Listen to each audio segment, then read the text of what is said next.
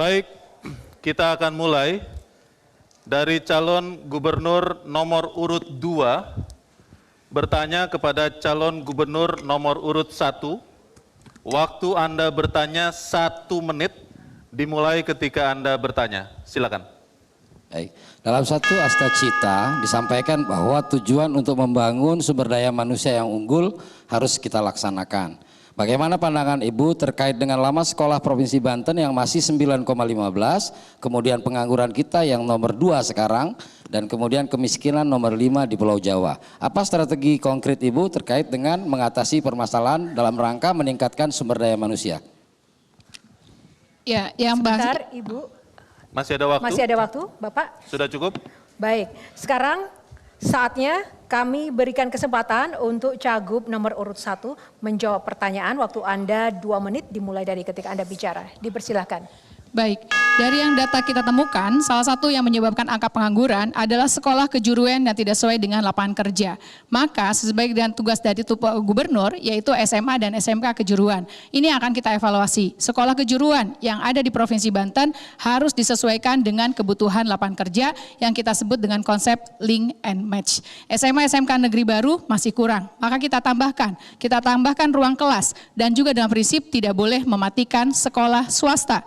Karena sekolah swasta punya peran baik. Bagaimana kita harus bisa bekerja bersama-sama dengan sekolah swasta, dengan pondok pesantren, dengan santri inovator, dengan beasiswa subsidi kepada anak-anak. Kita tahu SMA SMK negeri di Banten ini sudah gratis. Berapa rupiahnya sedang kita hitung. Maka apa yang didapat anak-anak sekolah negeri, maka harus didapat oleh anak-anak Banten yang bersekolah di sekolah swasta. Silakan sekolahnya mau di SMA SMK swasta mana, madrasah aliyah atau negeri atau pondok pesantren. Yang penting tercatat di kartu keluarga kabupaten kota di Provinsi Banten, kita akan transfer otomatis sesuai dengan jumlah yang diterima oleh anak-anak Banten yang bersekolah di sekolah negeri. Dan juga tidak lupa beasiswa untuk perguruan tinggi. Karena bagi kita tidak cukup anak-anak Banten ini hanya sampai dengan sekolah menengah atas, tapi juga dengan sekolah perguruan tinggi. Kita banyak perguruan tinggi, bagaimana kita gabungkan, kita sandingkan. Balai latihan kerja kita punya di daerah Tangerang Selatan, ada 1 balai latihan kerja yang sampai hari ini belum maksimal. Ini akan kita maksimalkan. Apa Ade tadi menyampaikan tentang bagaimana training mobile center. Ini pun juga sama, tentunya akan kita lakukan, dan juga bagaimana kita mendorong training center di perusahaan-perusahaan karena kewajiban CSR yang tadi pernah kita bahas dan diskusikan sebelumnya. Dan juga tak kalah pentingnya adalah bagaimana untuk bisa membuat ini bisa satu kesatuan dan sekarang bekerja bersama-sama. Di samping SMA, SMK kejuruan, di samping juga untuk beasiswa, dan tentu yang tak kalah pentingnya adalah bagaimana keterbukaan lapangan kerja dengan menggunakan digitalisasi, menghindari percaloan yang hari ini banyak terjadi marak di Provinsi Banten. Terima kasih. Baik, terima kasih. Baik, mohon tenang. Mohon tenang, mohon tenang. Baik, terima kasih. Terima kasih, mohon tenang. Bapak Ibu semua. Kami persilakan calon gubernur nomor urut 2 untuk menanggapi jawaban dari calon gubernur nomor urut 1. Waktu Anda menanggapi 2 menit dimulai ketika Anda berbicara. Silakan. Banten harus bersyukur karena sebelum terbentuknya Provinsi Banten, sebagian kawasan Banten telah menjadi kawasan industri yang besar. Sehingga banyak kawasan-kawasan industri yang tumbuh dan kemudian juga banyak pertumbuhan ekonomi yang juga berkembang di sana. Namun permasalahan selalu muncul saat bagaimana warga lokal tidak bisa mendapatkan privilege untuk bisa mendapatkan pekerjaan di sana. Setelah kita analisa, karena salah satunya adalah tingkat atau lama belajar anak-anak Banten masih di angka 9,15.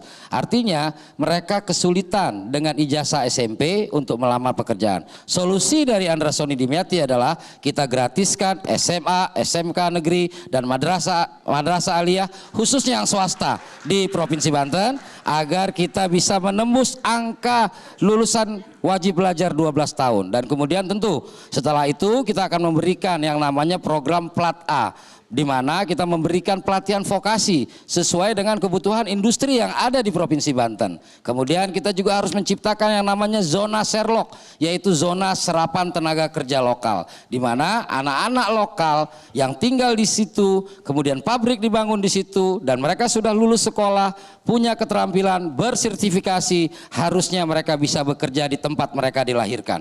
Inilah bentuk keadilan yang menurut saya harus kita perjuangkan sehingga pengangguran bisa kita tekan, dan pemerintahan yang adil, merata, tidak korupsi bisa kita terjemahkan dalam bentuk kesejahteraan rakyat. Demikian yang saya bisa sampaikan. Masih ada waktu. Sudah cukup. Baik. Terima kasih. Para pendukung, terima kasih. Dan selanjutnya kami berikan kesempatan kepada Cagup nomor urut 1 untuk memberikan respon terkait dengan tanggapan dengan Cagup nomor urut 2. Dipersilakan waktu 2 menit. Ya, pendidikan tidak hanya pendidikan, tapi juga kualitas yang paling penting. Karena saat anak kita keluar sekolah, mereka harus bisa mampu dan mandiri. Tugas kita adalah menyiapkan, menciptakan lapangan kerja. Investasi kita teruskan, kita galakan, dan kita maksimalkan. Dan tentu pada saat investasi masuk, jangan sampai masyarakat cuma jadi penonton. Tugas kita dan PR kita, pemerintah, apalagi fungsi gubernur. Fungsi pemerintah Provinsi Banten adalah fungsi pengawasan ketenagakerjaan. Jika Allah menakdirkan saya menang dan dilantik jadi gubernur, pertama kali yang saya lakukan adalah melakukan reformasi birokrasi Dinas Tenaga Kerja. Karena saya merasakan betul Dinas Tenaga Kerja di Provinsi Banten belum maksimal. Pastikan bahwa lapangan kerja terbuka, transparan, sehingga orang bisa bekerja, orang bisa tahu ada pekerjaan apa. Salah satu perusahaan besar sempat menyampaikan kepada saya, Bu Airin, kita terima beres, terima jadi, kita nggak pernah tahu ada percalonan dan yang lainnya. Maka untuk menghindari itu, terbuka informasinya bahwa di dalam setiap perusahaan untuk bisa transparan, bisa menggunakan digitalisasi, bisa melakukan job fair di masing-masing kabupaten, kecamatan, dan kota, sehingga masyarakat ada akses untuk bisa langsung melakukan lapangan kerja.